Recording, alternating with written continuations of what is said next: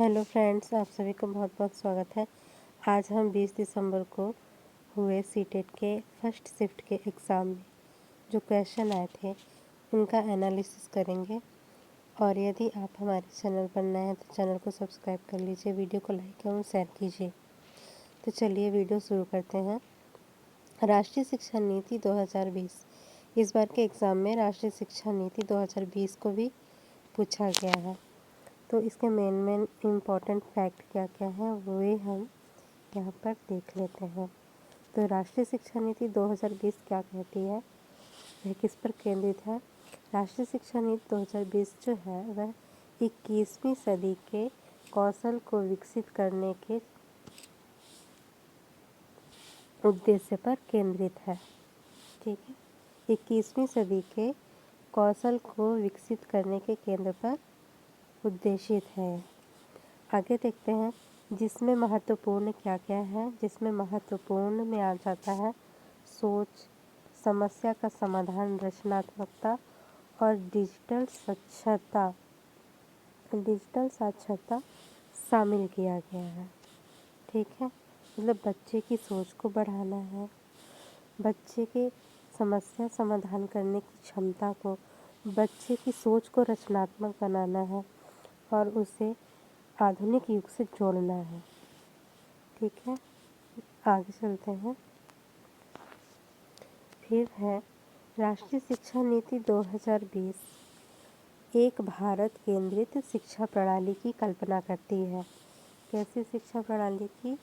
राष्ट्रीय शिक्षा नीति 2020 एक भारत केंद्रित शिक्षा प्रणाली की कल्पना करती है जो हमारे देश को उच्च स्तर प्रदान करके एक समान और जीवित ज्ञान समाज में स्थायी रूप से बदलने में सीधे योगदान देगी। अर्थात ऐसी शिक्षा प्रणाली है जो कि भारत के केंद्रीय शिक्षा प्रणाली की कल्पना करती है। मतलब एक केंद्र में भारत को रख करके फिर शिक्षा को उद्देशित किया गया है जो हमारे देश को उच्च स्तर प्रदान करने में सहायता करेगी। ठीक है, और जैसे जैसे शिक्षा ज़्यादा बेहतर होती जाएगी तो हमारे समाज में जो है स्थायी रूप से परिवर्तन खुद आने लगेंगे। आगे देखते हैं आगे क्या दिया है। सभी को गुणवत्तापूर्ण शिक्षा, और इसका उद्देश्य सभी को गुणवत्तापूर्ण शिक्षा मिले यह भी है। आगे देखते हैं चांगपा जनजाति कहाँ पाई जाती है। यह भी ईवीएस का क्वेश्चन है, यह भी आता है। तो चांगपा जनजाति जो है वह लद्दाख में पाई जाती है। लद्दाख के लोग क्या होते हैं, घुमंतू होते हैं। वहाँ के लोग जो टेंट बना के रहते हैं उसे रोबो कहा जाता है। और वह कहीं भी एक जगह पे नहीं टिकते हैं, वे हमेशा घूमते रहते हैं और वह 2.5 घंटे से अधिक नहीं रुकते हैं किसी भी एक जगह पर। 2.5 घंटे में ही वे एक स्थान से दूसरे स्थान पर अपनी मतलब जगह बदलते रहते हैं। और ये अपना जीवन यापन कैसे करते हैं? यह अपना जीवन यापन जो भेड़ बकरियां होती हैं उनके माध्यम से अपना जीवन यापन ये करते हैं। ऐसा माना जाता है कि चांगपा में जितने लोगों के पास जितनी ज़्यादा भेड़ या बकरियां होती हैं वो लोग उतने ही ज़्यादा सक्षम और उतने ही ज़्यादा अमीर होते हैं। ठीक है, और इनकी भेड़ और बकरियों से जो ऊन मिलता है उससे पाशमीना नामक एक शाल बनाई जाती है जो कि 6 स्वेटरों के बराबर गर्मी देती है। 6 स्वेटरों के बराबर गर्मी देती है। और ये लोग अपनी भेड़ बकरियों को लेखा कहते हैं। क्या कहते हैं? लेखा कहते हैं। आगे देखते हैं दुनिया का सबसे छोटा पक्षी कौन है। तो दुनिया का सबसे छोटा पक्षी जो है हमिंग बर्ड है। दुनिया का, ये पूरी दुनिया का, पूरे वर्ल्ड का सबसे छोटा पक्षी कौन सा है? हमिंग बर्ड है। ठीक है, इसकी कितनी प्रजातियां पाई जाती हैं? तो इसकी टोटल 360 प्रजातियां हैं। इसकी लंबाई कितनी है? तो 5 सेंटीमीटर इसकी लंबाई है। और यह दुनिया का सबसे छोटा, ये मतलब इसका जो दिल होता है सबसे छोटा होता है सभी जीवों में। आगे देखते हैं। आगे है, यह भी क्वेश्चन आया था, विटामिन सी किस में पाया जाता है? तो विटामिन सी खट्टे फलों में पाया जाता है, जैसे आपका नींबू हो गया, संतरा हो गया, ठीक है, नींबू, संतरा और मिर्च हो गई, और आपका अमरूद हो गया, इन सभी में ये विटामिन सी पाया जाता है। और विटामिन सी की कमी से कौन सा रोग होता है? तो विटामिन सी की कमी से स्कर्वी नामक रोग होता है। स्कर्वी नामक रोग होने पर कौन कौन से लक्षण आते हैं? तो दांतों के मसूड़े जो होते हैं वे कमज़ोर हो जाते हैं। मसूड़ों के साथ साथ जो मांसपेशियां होती हैं वे कमज़ोर होती हैं, और बॉडी में ज़्यादातर थकान रहने लगती है। ठीक है, नेक्स्ट देखते हैं। एक क्वेश्चन यह भी आया था, पट्टा चित्रकारी किस राज्य से संबंधित है? ठीक है, तो यह उड़ीसा राज्य से संबंधित है ये। और इसके आगे देखते हैं। हाँ, ये बहुत इम्पोर्टेंट क्वेश्चन है, ये बार बार भी आ सकता है। कर्क रेखा किन किन राज्यों से होकर गुजरती है? तो ध्यान दीजिएगा। तो कर्क रेखा टोटल 8 राज्यों से होकर गुजरती है। ठीक है, कौन कौन से? गुजरात, राजस्थान, मध्य प्रदेश, छत्तीसगढ़, झारखंड, पश्चिम बंगाल, त्रिपुरा और मिजोरम। इसका स्क्रीनशॉट ले लीजिएगा और इसे अच्छे से याद कर लीजिएगा। ठीक है, आगे चलते हैं। जंगली गधा कहाँ पाया जाता है? ठीक है, जंगली गधे के बारे में पढ़ लेते हैं। गुजरात में कच्छ नामक एक जगह है, और उसके अंदर में रणथंभौर नामक नाम भी सुना होगा आप सभी ने। तो वहाँ पर, तो गुजरात के लघु कच्छ रण में, ये यहाँ पर मीनिंग थोड़ी सी मिस्टेक है, घुड़खर नामक अभयारण्य स्थित है। ठीक है, तो यह घुड़खर नामक अभयारण्य किसके लिए प्रसिद्ध है? इसी गधे के लिए प्रसिद्ध है। ठीक है, आगे देखते हैं ये घुड़खर नामक अभयारण्य है क्या। ठीक है, घुड़खर नामक अभयारण्य भारत का सबसे बड़ा अभयारण्य है, इम्पोर्टेंट है, याद रखिएगा। और यह कितने वर्ग किलोमीटर में फैला है? तो 4954 वर्ग किलोमीटर में फैला हुआ है। ठीक है, यह अभयारण्य खर, गधेरा और घुड़खर या जंगली गधा के लिए प्रसिद्ध है।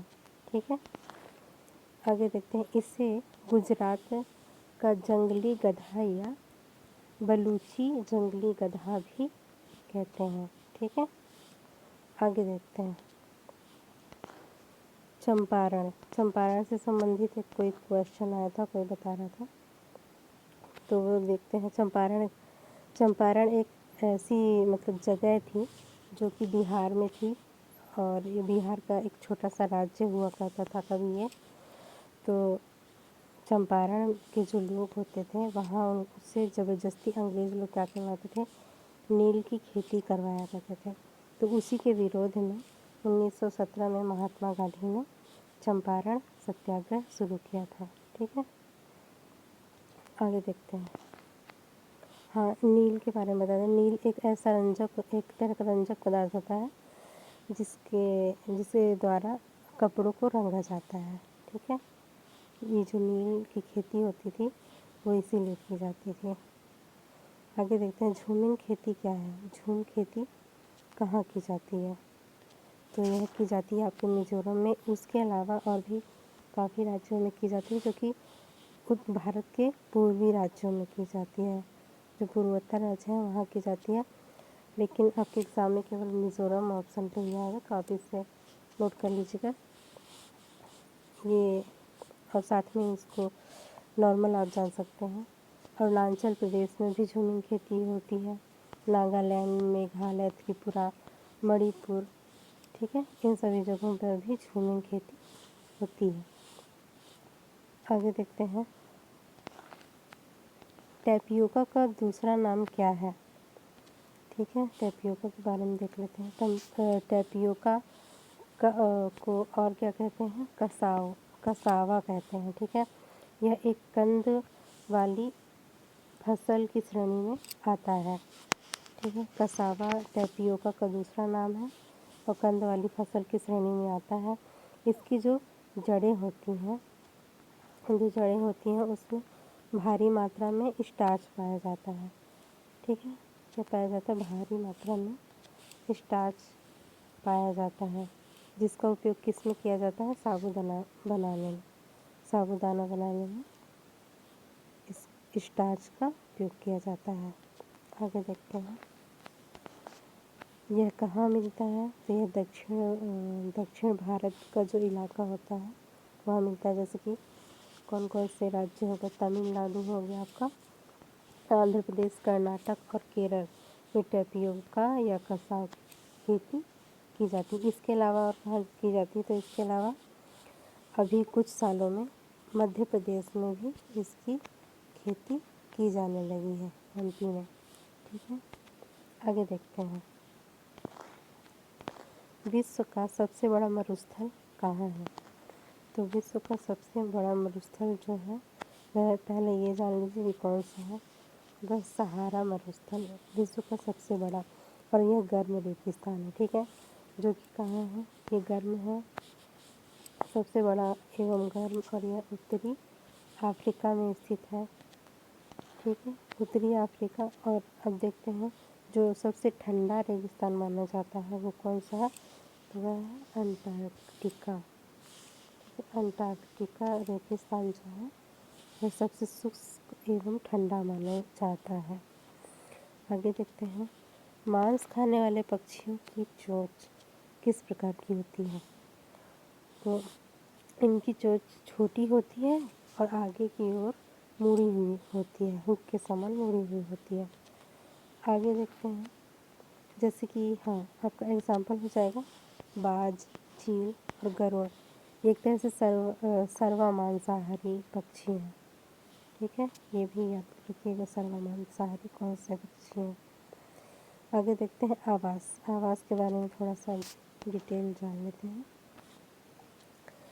आवास, आसाम में कैसे आवास बनाए जाते हैं। आवास मतलब घर होता है जहाँ हम रहते हैं, सभी का अपना अपना आवास होता है, जहाँ मनुष्य रहते हैं या जानवर रहते हैं या पक्षी रहते हैं, उसी तरह से यह भी है। तो आसाम में कैसे घर बनाए जाते हैं, तो वो बनाते हैं बांस और लकड़ी से। और ऐसा क्यों बनाया जाता है, क्योंकि वहाँ अत्यधिक बारिश होती है, ताकि पानी जो है घरों में न घुसे, इसलिए बनाया जाता है। अब पत्थर और लकड़ी के घर कहाँ बनाए जाते हैं, तो ये दो जगह पे बनाए जाते हैं, एक तो लद्दाख में बनाए जाते हैं और एक मनाली में बनाए जाते हैं। ठीक है, घरों की क्या विशेषता होती है, जो लद्दाख में घर बनाए जाते हैं जो पत्थर के बने हुए होते हैं और लकड़ी के बने हुए होते हैं, इनकी जो चूने से पुताई की हुई होती है, चूने से पुताई की जाती है, और नीचे के हाँ, और ये दो मंजिली मकान होते हैं। ठीक है, तो नीचे का जो मकान होता है वहाँ घास फूस ये जानवर रहते हैं, और ऊपर में जो वो लोग स्वयं रहते हैं। ठीक है, वहाँ के लोग जो रहते हैं वो लोग स्वयं रहते हैं। आगे देखते हैं, श्रीनगर में दो तरह के लकड़ी के घर होते हैं, जैसे कि हाउस बोट हो गया जो कि पानी में होता है, और आपका एक हो जाएगा डोंगा।